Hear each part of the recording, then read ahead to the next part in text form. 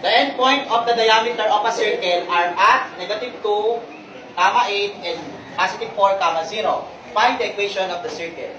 Anong binigay? What do you have? Anyway, what's the question? And find the equation of the circle. Ano yung question? Find the equation of the So it means we need to find the equation of the circle. Para magkaroon tayo ng equation of the circle, what do we need? Para makapag-produce ka ng equation of a circle, what do we need? Center and radius. So we need center and radius. Tama? Yes. How will you find the center and the radius if the given is the endpoint of the circle? Yun naman ba pala? Oh. For example, lagyan natin sa graph. Example, this is 2, 4, 6, negative 2, negative 4, negative 6. This is 2, 4, 6, 8, tapos 2, 4. So, nasa ng negative 2, positive 8, negative 2, positive 8. Tama? And then 4, tapos 0. So, ito yun. So, ito yung diameter. Kung diameter yan, it means may circle dyan. Di ba? So, may circle.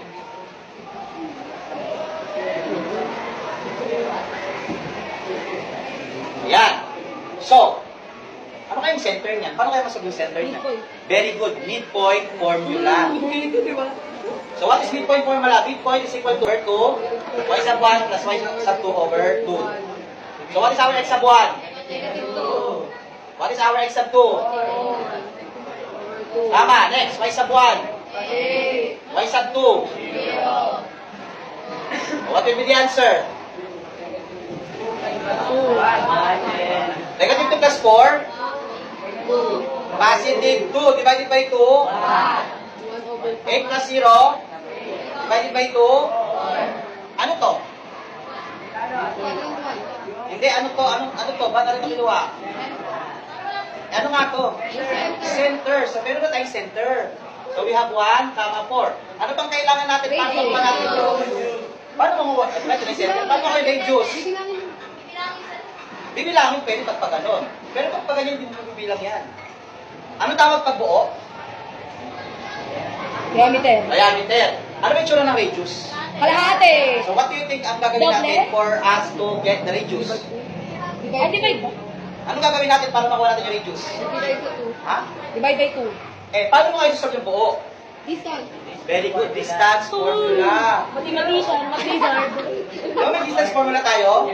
Hanapin mo na yung distance. Nakita mo yung distance, saka mo siya i-divide sa 2. O kung mali yung radius. Diba? Square. X sub 2 minus. O ato ang X sub 2 natin? Hay na.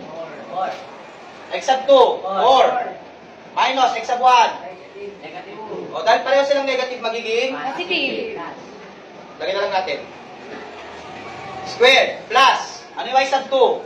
0. Y sub 1? O 4 minus negative 2. Positive 6 kasi di ba magiging plus na to? O 6 squared, ilan? Plus. Negative 0 minus 8. Negative 8. Negative 8 squared. O 36 plus 64.